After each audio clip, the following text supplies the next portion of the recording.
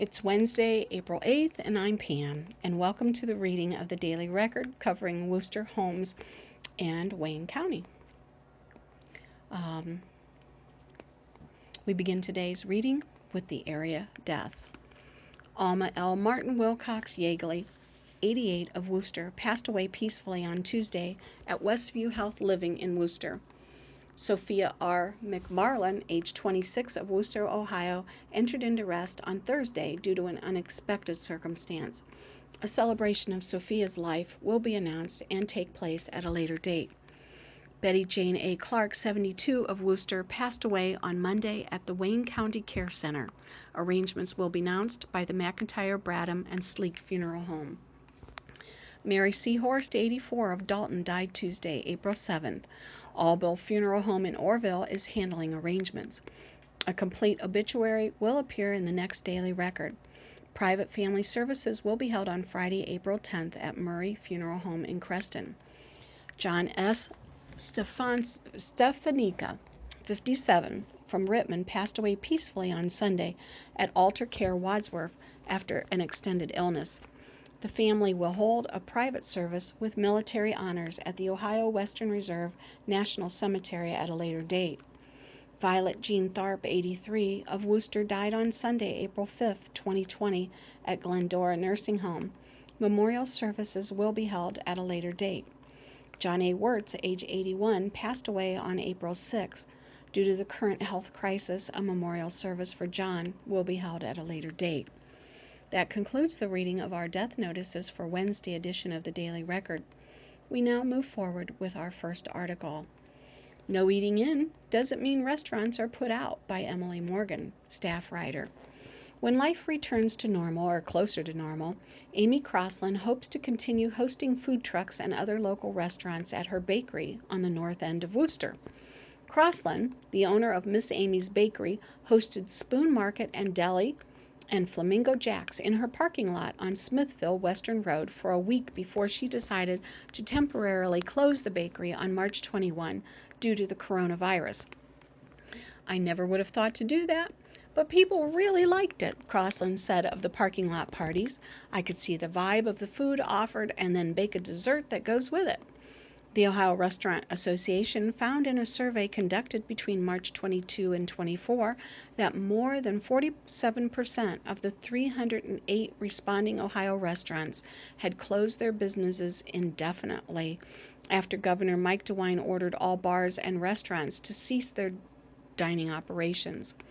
The ones that remain open are following the guidelines set forth only to offer pickup, carryout, and delivery services to their customers.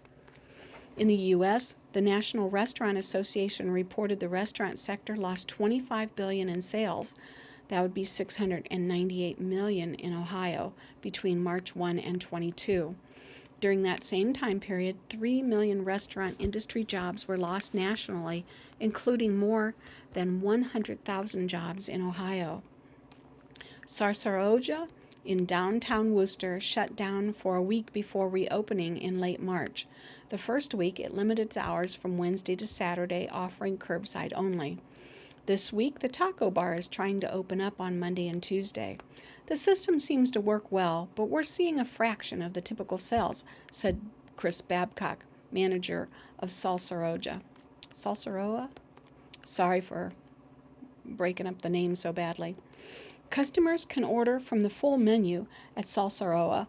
Babcock has seen a lot of orders for the Fiesta Burrito and the Build Your Own Bowls, but perhaps the most popular option at the restaurant is the curbside pickup.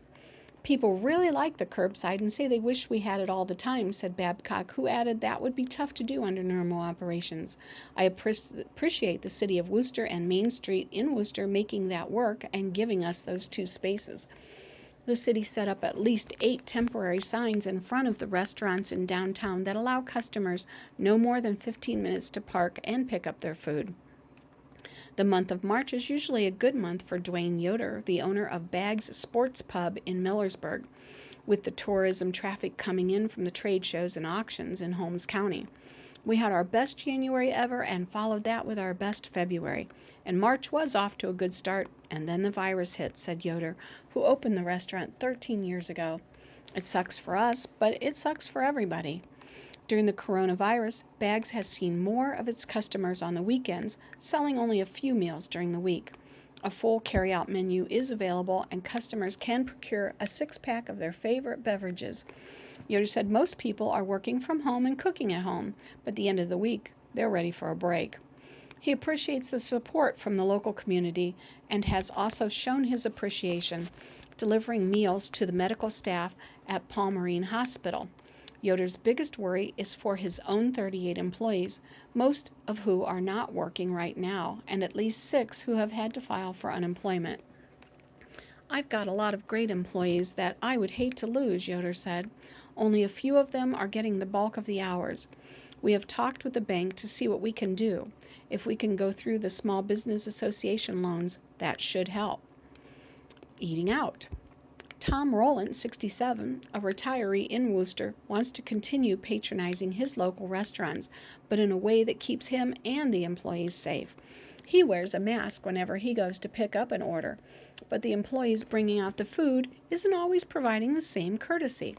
As a customer, I empathize with local and small businesses, said Rowland, who is a local produce grower and provides locally sourced items to several restaurants in the area. It helps me make decisions if I see them following a higher standard of practice while keeping their employees safe and keeping me safe. The Wayne County Health Department is directing food operators to the U.S. Food and Drug Administration's Food Code recommendations and the Center for Disease and Prevention Control's latest recommendation on the use of cloth face coverings.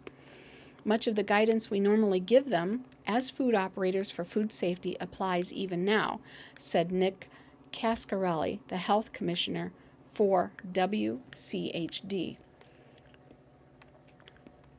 Main Street, Worcester, Worcester Area Chamber of Commerce, Orville Area Chamber of Commerce, and Wayne County Convention and Visitors Bureau have established a detailed list of restaurants, retail stores, and accommodations that are open and have limited services or are closed. The locations are tagged on a GIS map that can be found on the WCCVB homepage at www.wccvb.com.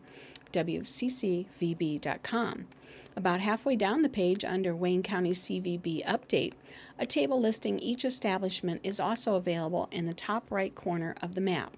Restaurants are also updating their websites and social media with new hours or closures. Call the establishment for the most up-to-date information. Our next article, titled Ohio to Allow 2 Drinks per Carryout for Pickup Orders by Jesse Balmert. Columbus.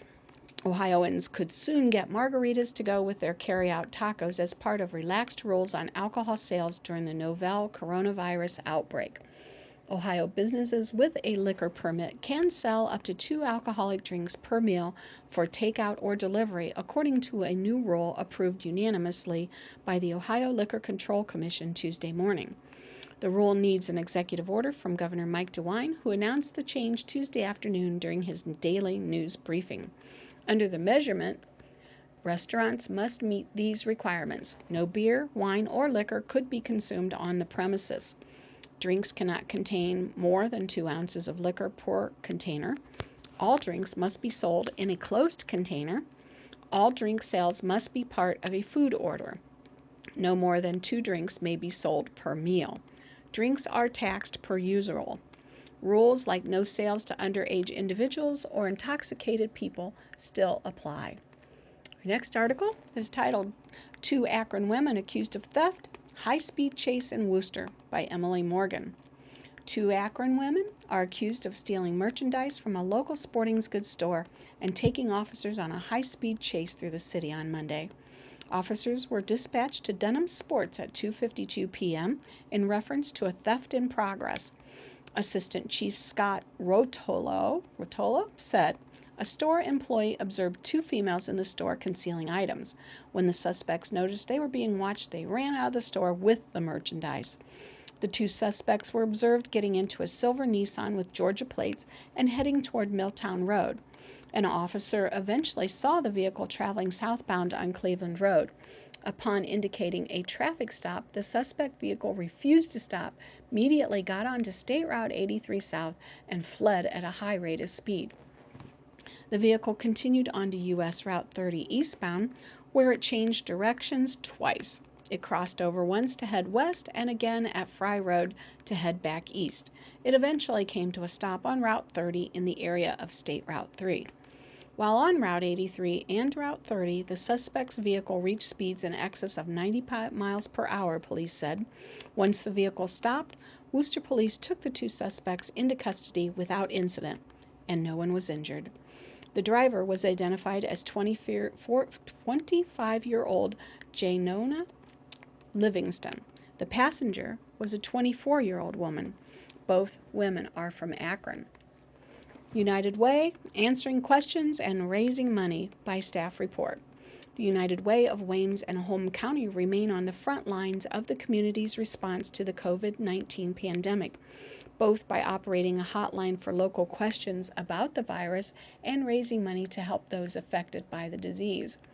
My team has done a phenomenal job making COVID-19 our internal focus the last weeks, Executive Director Katie Kogelman said in prepared statement, and that will continue. We saw the need as this pandemic was hitting and have adapted to assist with the growing needs in the community. The local United Way has fielded more than 500 calls over the past 3 weeks when it had been operating the Wayne County Joint Information Center in partnership with the Wayne County Health Department and Wayne County Emergency Management Agency. Calls have ranged from people asking about resources after they've been laid off to business owners asking how they can keep their essential employees safe to general questions about the coronavirus itself. The local coronavirus hotline is available Monday through Friday from 8 a.m. to 8 p.m. at 330-263-6363. In addition to operating the hotline, United Way also continues its fundraising work in the community. Though this crisis has made us pivot from what we would normally be focused on, we are still able to continue our mission-driven work of mobilizing community resources by fundraising, Kogelman said. We saw that a fund needed to be established in the community for COVID-19 relief in early March and have been working hard to raise those dollars. The United Way has raised $89,000 for local COVID-19 relief, including a $50,000 grant from Gessner Family Foundation. Thus far, money the United Way has raised for coronavirus relief has gone to organizations including the YMCA for scholarships for its pandemic child care centers, Catholic Charities for services to assist elderly and disabled people, and the Worcester Corps of the Salvation Army, which has established a rent mortgage relief assistance program for people who have lost their jobs during the crisis. The United Way has also received donations of items such as masks, gloves, and hand sanitizers from organizations including the College of Worcester, Mennonite Central Committee, and Manglewood Distilling Company. The United Way, through a partnership with Catholic Charities and the Berlin-based Christian Aid Ministries, also will offer hot lunches April 16th through the 18th at its location of 215 South Walnut Street in Worcester. For more information or to donate to the United Way of Wayne and Holmes County, visit www.uwwh.org or text COVID 2020 to 44321. Next article. Concerning the College of Worcester, future applicants will not be required to submit ACT/SAT scores, by Valerie Roisman. Students starting at the College of Worcester in the fall of 2021 will no longer be required to submit their ACT or SAT scores as part of the admission process. Faculty members at the college adopted a test-optional admission policy this week, meaning students will still have the option to submit their test scores when applying, but it won't be a requirement like the students currently enrolled at the college had to fulfill. The College of Worcester is committed to building and supporting a diverse community of students from across the country and around the world, President Sarah Bolton said Tuesday in a prepared statement. Our students come to Worcester from many types of experiences and high schools, and we are excited to take this next step to create the most equitable and accessible admission process with a more holistic approach that presents the fewest barriers possible. The college commissioned a student research group from Worcester's Applied Methods and Research Experience program last summer to test the validity of a test-optional admission policy, college spokesman Melissa Anderson said in an email. Scott Freehoff, vice president for enrollment at the college, said in a prepared statement that the study found test scores only provided a very small amount of additional information on student readiness for Worcester. For nearly all students, high school grades and coursework provide our admission team all we need on academic preparedness, he said. The college still encourages future applicants to submit application materials that reflect their academic achievements and talents, including application essays, extracurricular activities, involvement in leadership and service opportunities, and letters of recommendation. All students, whether they choose to submit test scores or not, will be eligible for the college's academic and merit-based scholarships. Anderson said ACT and SAT scores are not measures of the things that are most important to us, and that research shows schools see increased diversity when going test optional. These tests are expensive and are known to reflect bias. The highest correlation with SAT scores is family income, she said, adding that many students from wealthy families take expensive test preparation courses and often take the test multiple times to improve their scores. She said standardized test cancellations amid the coronavirus pandemic was not what led the college to adopt the test optional policy this week. The College of Worcester joins others in the state that have adopted test-optional admissions, including Baldwin-Wallace University, Case Western Reserve, Denison University, Hiram College, Lake Erie College, Ohio Dominican University, Ohio Wesleyan University, Tiffin University, Walsh University, Wittenberg University, and Xavier University. Our next article is concerning softball. West Holmes Allen is finally healthy but must wait again, by Kevin Lynch, staff writer. In Millersburg, Morgan Allen has been through more than her fair share of setbacks during her high school softball career at West Holmes. She played through an elbow injury in her sophomore season and then encountered a problem with her foot that cost her her junior season. Healthy now, she awaits an opportunity to play her favorite sport, softball. But like the rest of the high school sports world, she's waiting for the spring season to begin. I'm just trying to remain positive and doing my workouts and stuff, she said. Allen was born with an extra bone in the arch of her foot. It didn't bother her when she was younger, but after running cross country and playing softball for a few years, it got to a point where she could no longer deal with the pain and opted for surgery in October 2018. I was walking and everything was fine, and I was cleared to play in January of 2019, she said. While in conditioning, I felt a pop in my foot, and the tendon that was around the extra bone wasn't anchored down, and that's what popped. That needed repaired, and at the same time they decided to do a complete reconstruction so that it would feel better, and I would have an arch in my foot so I wasn't walking flat-footed on it.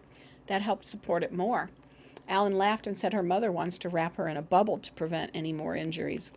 So far, after my second surgery, I'm doing all right, she said. Knock on wood, hopefully it stays that way. Allen was cleared at the end of December to play and wound up going to Europe to play for a team made up of high school players from across the country through Kirk Whiteside's the Q Sport program out of Delaware, Ohio. Allen participated in a week-long tournament indoors in Amsterdam and France. There were 4 or 5 U.S. teams in the tournament. Allen played for the Destroyers. She was nominated for the team by her travel coach.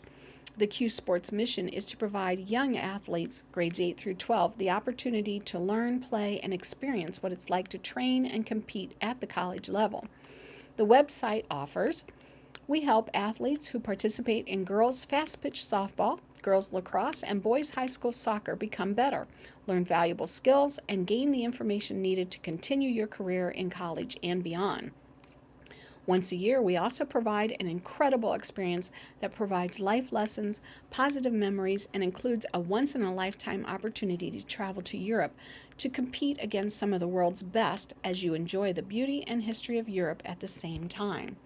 Softball is so much different there, which makes the experience so much cooler, she said. They play indoors, off the walls, and off the ceiling. The ball is different. Not quite a foam ball, but not quite a softball either. It took some adjusting to throwing and hitting them. Part of the experience was adjusting to how they play. Our team was made up of high school players, and we played against some older people in their 20s who were really good softball players. It was so much fun. She made new friendships that will last a long time, another additional bonus of the experience. Ellen was also able to take a week off school to attend the European tournament.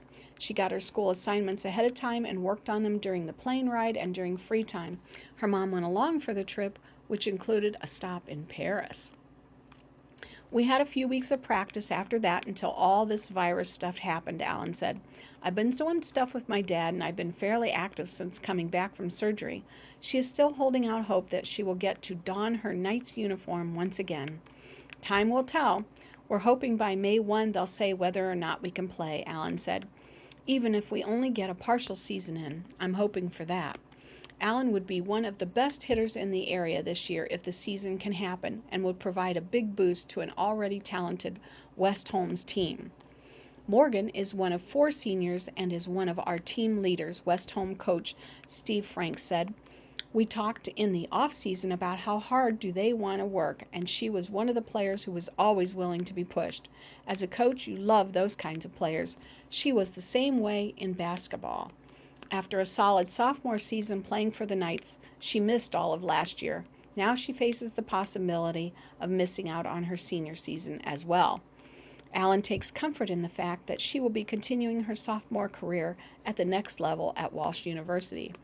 It was hard watching last year, but I was at every game cheering them on, and it was fun seeing my teammates succeed, she said. I wish I could have been out there playing with them. Allen will be studying forensic psychology at Walsh, which she learned about during a visit to the school. While being a student for a day, I took a psychology class, and I loved it. I looked more into forensic psychology, and it looked pretty cool, Allen said. Ellen said she loved playing for both her softball coaches at West Holmes, former coach Jamie Shenevy and current coach of the Knights, Steve Frank. Coach Frank was my basketball coach in middle school, so he was already my coach once before, she said. I miss Chen, but it's fun playing for Coach Frank too. Our next article, titled Showing Unity. Orville Rotary Club places American flags across town by Emily Morgan, staff writer, in Orville. More than 550 American flags line the streets of Orville in a show of unity during the coronavirus pandemic. The Orville Rotary Club spent Thursday, Friday, and Saturday installing American flags outside the homes and businesses of its subscribers. The unplanned installation came about 2 months before the club usually sets up flags for Memorial Day, Flag Day, and the 4th of July. We had a subscriber, Pat Aliota, sent us an email that said it would be great if we could see the flags out as a show of solidarity, said Orville Rotarian Jack Runyon. Runyon wasn't sure if he could pull it off without going against the guidelines set out by the Ohio Department of Health and the Centers for Disease Control and Prevention, but the club was able to organize 6 teams of Rotarians and their families who live under the same roof to install the flags. Typically, the Orville High School National Honor Society and the local Boys Scout group help to install the flags each year. The Rotarians coordinated with each group to pull their flags out of storage. They retrieved their own flags from storage at the Orville Salvation Army. Since the Salvation Army is closed, the teams repaired flags on the sidewalk outside the building. Anyone who was a subscriber in 2019 received a flag this week. The Rotary Club saw a few more subscription renewals come in since the flags went up as well. We've had to make new flags. We've already blown through the extras, Runyon said. It resonates with a lot of people. New subscribers can request a flag at www.orvilleflags.org. A flag subscription costs $30 for 1 year or $55 for 2 years. Flags are placed out on Memorial Day, Flag Day, Independence Day, Labor Day, Patriot Day, and Veterans Day. This year's proceeds will go towards fulfilling the Orville Rotary Club's pledge of $50,000 to the Viola Startzman's Clinic to provide health and dental services for low-income and underinsured area residents at the Orville Area Boys and Girls Club. In Worcester, the Rotary Club installed flags in general community areas. The club's Parade of Flags provides more than 1,500 flags for subscribers in Worcester and Smithville. There is some concern about how to place that many flags while maintaining social distancing and abiding by the stay-at-home order. It would not be feasible for us to place flags at this time, Rotarian Justin Starlin, Worcester Rotarian Jennifer Schatzer, the director of Wayne County Public Library, retrieved the flags stored at the Worcester branch. The library's operation manager was already in the building doing routine safety checks and helped Schatzer install the flags in front of the building. The Worcester Rotary Club also has donated $5,000 to the United Way of Wayne and Holmes County for use through the COVID-19 fund. We continue to monitor the needs of the Worcester community so that we can be of additional help over the next few months, says Kimberly Sayers, club president. Our next article is titled Community Record, Thursday, April 9th. Mental Health and Recovery Board of Wayne and Holmes County, 5:30 p.m., virtual meeting using Zoom video conferencing. To join this meeting, please enter the following ID number: 367-345-8298. Monday, April 13. Green Local Board of Education, special work session for the purpose of strategic planning to be held remotely at 6 p.m. No votes will be taken during this meeting. Remote link can be found on the Green Local web page. Tuesday, April 14. Wayne Soil and Water Conservation District Board meeting by conference call, 8:30 a.m. If you are interested in being a part of the meeting, please call our office at 330-263-5376. Leave your name and phone number. We will call you at the time of the meeting and add you to the call. If you have questions, call 330-263-5376. Wednesday, April 15th. Wayne County School Career Center Board, 7:30 p.m. School Commons instead of the Administration Building. Our next article, titled Local Golf. 2 golfers record a hole-in-one at Fire Ridge, by staff reporter. 2 different players recorded a hole-in-one during the first week Fire Ridge Golf Course was open for the season. Mitchell Tyson recorded his ace in the hole number 2, a 210-yard par 3. He used a hybrid 3 club on his way to the first hole-in-one in his life. Rex Hummel also holed out this time at number 14, swinging from the senior tees at 105 yards out at the par 3. Hummel's 9-iron was true as he scored his ace. Oh, I'd like to have one of those holes-in-one myself. This concludes the reading of the Daily Record for Wednesday, April 8th, and this is Pam saying stay safe and have a good day.